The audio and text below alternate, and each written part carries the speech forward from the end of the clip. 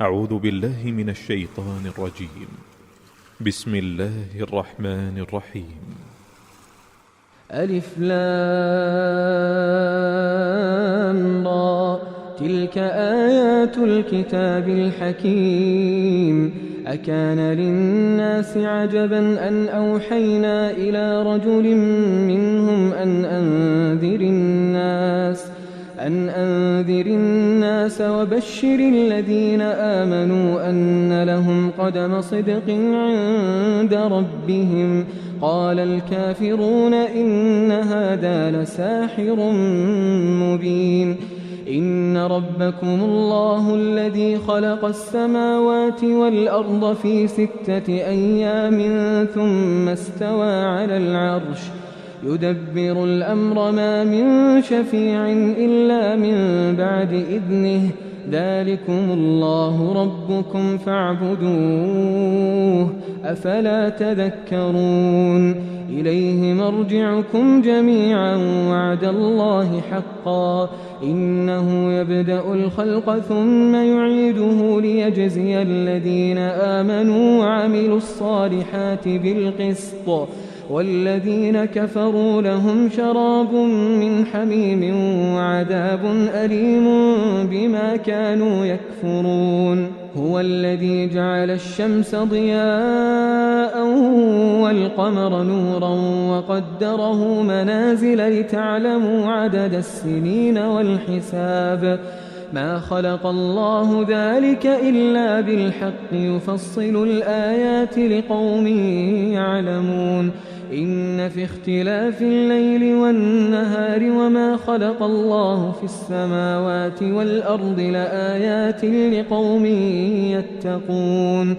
إن الذين لا يرجون لقاءنا ورضوا بالحياة الدنيا واطمأنوا بها والذين هم عن آياتنا غافلون أولئك مأواهم النار بما كانوا يكسبون. إن الذين آمنوا وعملوا الصالحات يهديهم ربهم بإيمانهم تجري من تحتهم الأنهار في جنات النعيم. دعواهم فيها سبحانك اللهم وتحيتهم فيها سلام وآخر دعواهم أن الحمد لله رب العالمين. ولو يعجل الله للناس الشر استعجالهم بالخير لقضي إليهم أجلهم فنذر الذين لا يرجون لقاءنا في طغيانهم يعمهون. وإذا مس الإنسان الضر دعانا لجنبه أو قاعدا أو قائما فلما كشفنا عنه ضره مر كأن لم يدعنا إلى ضر مسه كذلك زين للمسرفين ما كانوا يعملون. ولقد أهلكنا القرون من قبلكم لما ظلموا وجاءتهم رسلهم بالبينات وما كانوا ليؤمنوا كذلك نجزي القوم المجرمين. ثم جعلناكم خلائف في الأرض من بعدهم لننظر كيف تعملون. وإذا تتلى عليهم آياتنا بينات قال الذين لا يرجون لقاء نأت بقرآن غير هذا أو بدله قل ما يكون لي أن أبدله من تلقاء نفسي إن أتبع إلا ما يوحى إلي إني أخاف إن عصيت ربي عذاب يوم عظيم. قل لو شاء الله ما تلوته عليكم ولا أدراكم به فقد لبثت فيكم عمرا من قبله أفلا تعقلون. فمن أظلم ممن افترى على الله كذبا أو كذب بآياته إنه لا يفلح المجرمون. ويعبدون من دون الله ما لا يضرهم ولا ينفعهم ويقولون هؤلاء شفعاؤنا عند الله قل أتنبئون الله بما لا يعلم في السماوات ولا في الأرض سبحانه وتعالى عما يشركون وما كان الناس إلا أمة واحدة فاختلفوا ولولا كلمة سبقت من ربك لقضي بينهم فيما فيه يختلفون ويقولون لولا أنزل عليه آية من ربه فقل إنما الغيب لله فانتظروا إني معكم من المنتظرين وإذا أذقنا الناس رحمة من بعد ضراء مستهم إذا لهم مكر في آياتنا قل الله أسرع مكرا إن رسلنا يكتبون ما تمكرون هو الذي يسيركم في البر والبحر حتى إذا كنتم في الفلك وجرين بهم بريح طيبة وفرحوا بها جاءتها ريح عاصف وجاءهم الموج من كل مكان وظنوا أنهم أحيط بهم دعوا الله مخلصين له الدين لئن أنجيتنا من هذه لنكونن من الشاكرين فلما أنجاهم إذا هم يبغون في الأرض بغير الحق يا أيها الناس إنما بغيكم على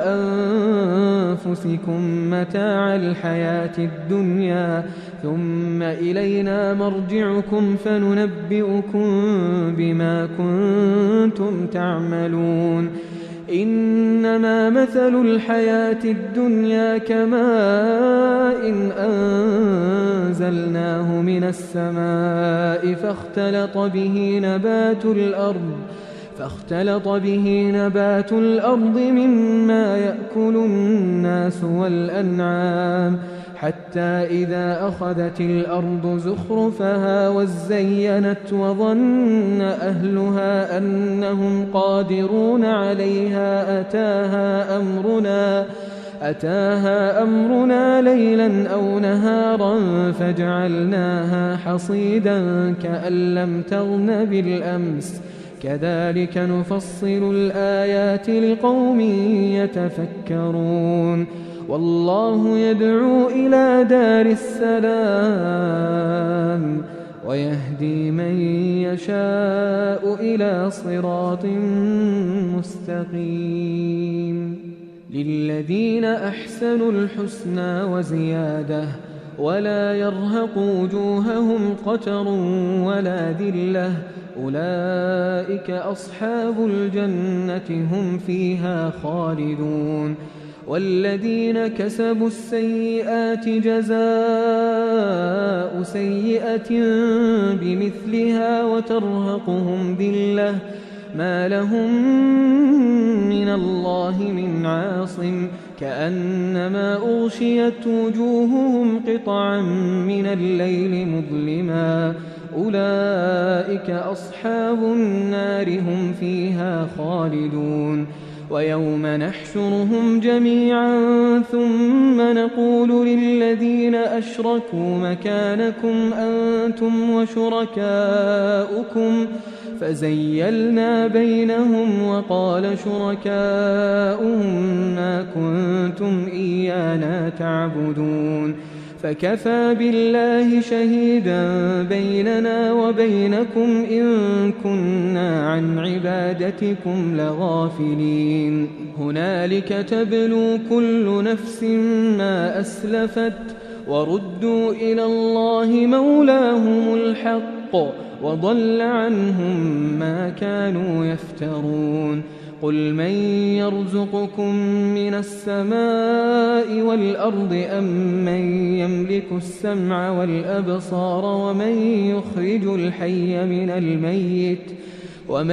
يخرج الحي من الميت ويخرج الميت من الحي ومن يدبر الأمر فسيقولون الله فقل أفلا تتقون فذلكم الله ربكم الحق فماذا بعد الحق إلا الضلال فأنى تصرفون كذلك حقت كلمة ربك على الذين فسقوا أنهم لا يؤمنون قل هل من شركائكم من يبدأ الخلق ثم يعيده قل الله يبدأ الخلق ثم يعيده فأنى تؤفكون قل هل من شركائكم من يهدي إلى الحق قل الله يهدي للحق أفمن يهدي إلى الحق أحق أن يتبع أم من لا يهدي إلا أن يهدى فما لكم كيف تحكمون وما يتبع أكثرهم إلا ظنا إن الظن لا يغني من الحق شيئا إن الله عليم بما يفعلون وما كان هذا القرآن أن يفترى من دون الله ولكن تصديق الذي بين يديه وتفصيل الكتاب لا ريب فيه من رب العالمين أم يقولون افتراه قل فأتوا بسورة مثله وادعوا من استطعتم من دون الله إن كنتم صادقين بل كذبوا بما لم يحيطوا بعلمه ولما يأتهم تأويله كذلك كذب الذين من قبلهم فانظر كيف كان عاقبة الظالمين ومنهم من يؤمن به ومنهم من لا يؤمن به وربك أعلم بالمفسدين وإن كذبوك فقل لي عملي ولكم عملكم أنتم بريئون مما أعمل وأنا بريء مما تعملون ومنهم من يستمعون إليك أفأنت تسمع الصم ولو كانوا لا يعقلون ومنهم من ينظر إليك أفأنت تهدي العمي ولو كانوا لا يبصرون إن الله لا يظلم الناس شيئا ولكن الناس أنفسهم يظلمون ويوم يحشرهم كأن لم يلبثوا إلا ساعة من النهار يتعارفون بينهم قد خسر الذين كذبوا بلقاء الله وما كانوا مهتدين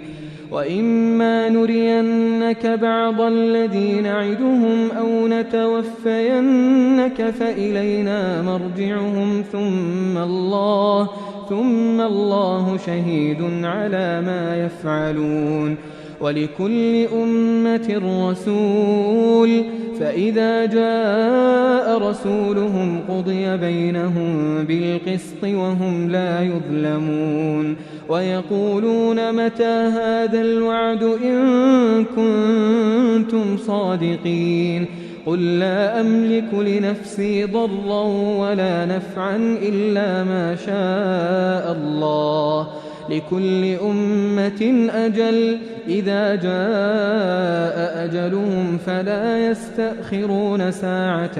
ولا يستقدمون قل أرأيتم إن أتاكم عذابه بياتا أو نهارا ماذا يستعجل منه المجرمون أثم إذا ما وقع آمنتم به الآن وقد كنتم به تستعجلون ثم قيل للذين ظلموا ذوقوا عذاب الخلد هل تجزون إلا بما كنتم تكسبون ويستنبئونك أحق هو قل إي وربي إنه لحق وما أنتم بمعجزين ولو أن لكل نفس ظلمت ما في الأرض لافتدت به وأسروا الندامة لما رأوا العذاب وقضي بينهم بالقسط وهم لا يظلمون ألا إن لله ما في السماوات والأرض ألا إن وعد الله حق ولكن أكثرهم لا يعلمون هو يحيي ويميت وإليه ترجعون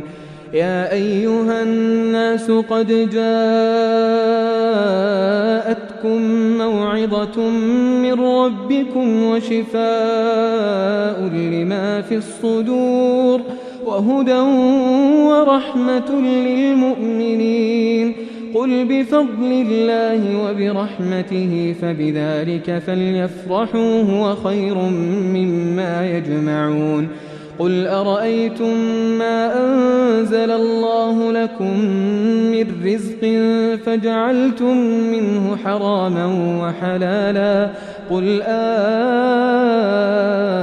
الله أذن لكم أم على الله تفترون وما ظن الذين يفترون على الله الكذب يوم القيامة إن الله لذو فضل على الناس ولكن أكثرهم لا يشكرون وما تكون في شأن وما تتلو منه من قرآن ولا تعملون من عمل إلا كنا عليكم شهودا إذ تفيضون فيه وما يعزب عن ربك من مثقال ذرة في الأرض ولا في السماء ولا أصغر من ذلك ولا أكبر إلا في كتاب مبين ألا إن أولياء الله لا خوف عليهم ولا هم يحزنون الذين آمنوا وكانوا يتقون لهم البشرى في الحياة الدنيا وفي الآخرة لا تبديل لكلمات الله ذلك هو الفوز العظيم ولا يحزنك قولهم إن العزة لله جميعا هو السميع العليم ألا إن لله من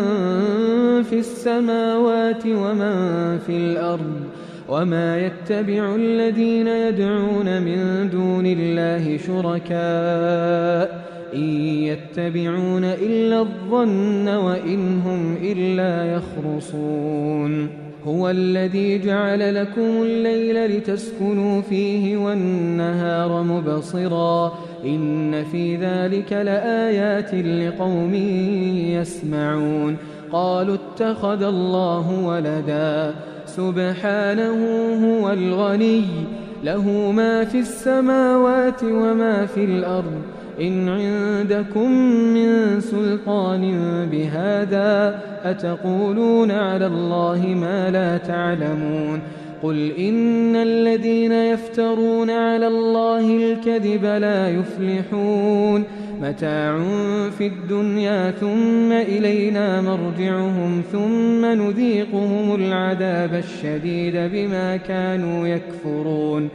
واتل عليهم نبأ نوح إذ قال لقومه يا قوم إن كان كبر عليكم مقامي وتذكيري بآيات الله فعلى الله توكلت فأجمعوا أمركم وشركاءكم ثم لا يكن أمركم عليكم غمة ثم قضوا إلي ولا تنظرون فإن توليتم فما سألتكم من أجر إن أجري إلا على الله وأمرت أن أكون من المسلمين فكذبوه فنجيناه ومن معه في الفلك وجعلناهم خلائف وأغرقنا الذين كذبوا بآياتنا فانظر كيف كان عاقبة المنذرين ثم بعثنا من بعده رسلا إلى قومهم فجاءوهم بالبينات فما كانوا ليؤمنوا بما كذبوا به من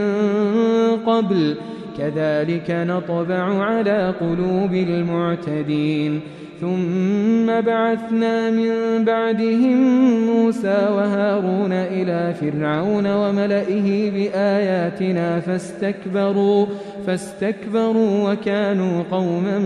مجرمين فلما جاءهم الحق من عندنا قالوا إن هذا لسحر مبين قال موسى أتقولون للحق لما جاءكم أسحر هذا ولا يفلح الساحرون قالوا أجئتنا لتلفتنا عما وجدنا عليه آباءنا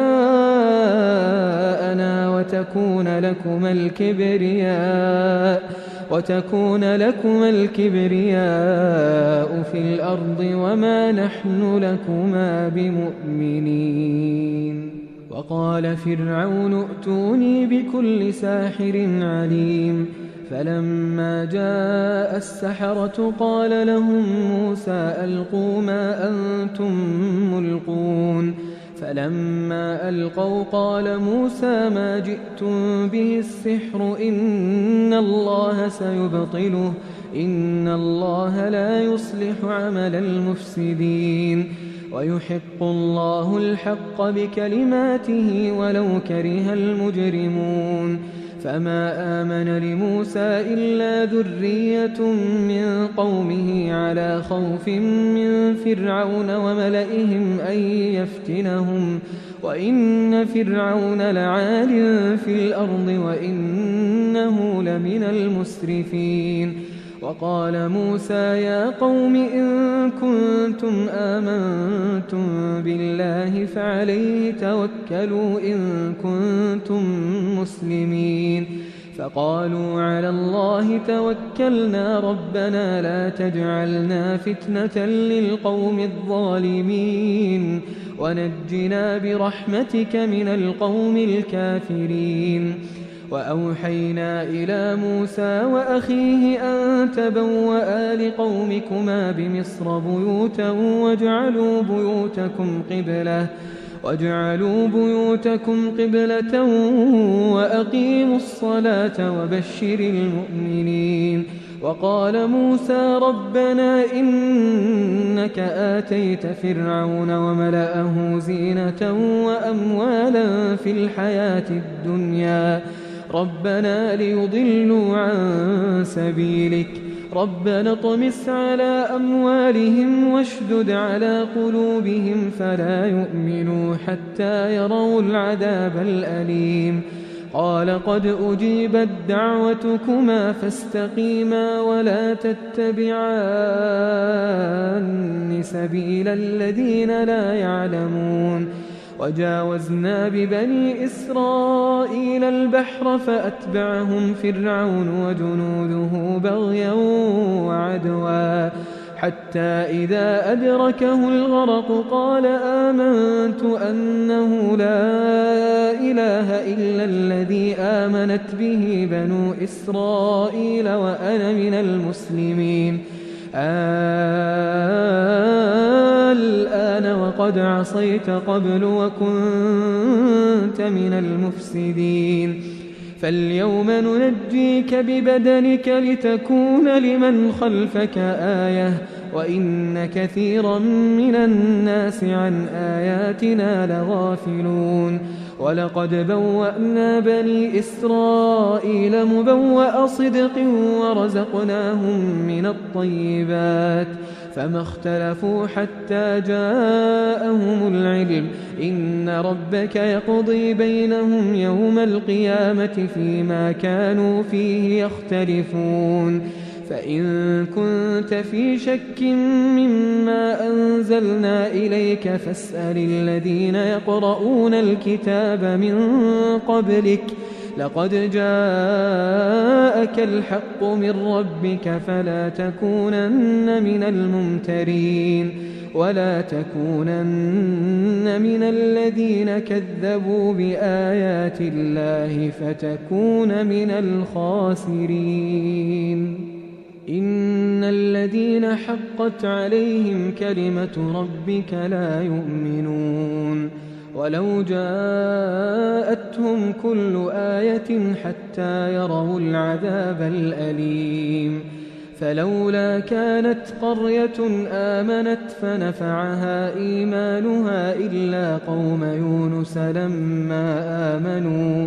لما آمنوا كشفنا عنهم عذاب الخزي في الحياة الدنيا ومتعناهم إلى حين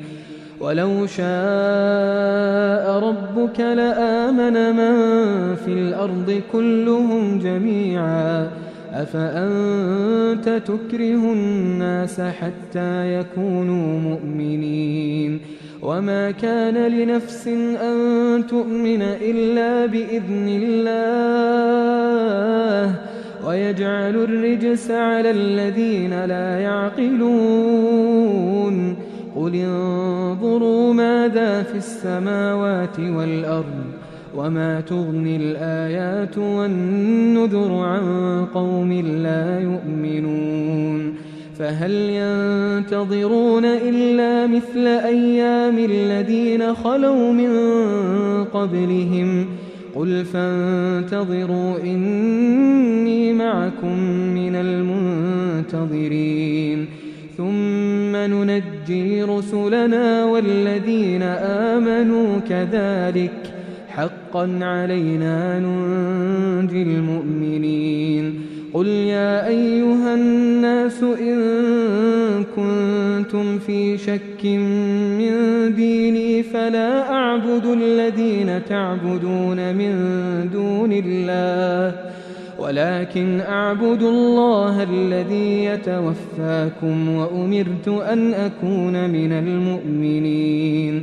وأن أقم وجهك للدين حنيفا ولا تكونن من المشركين ولا تدع من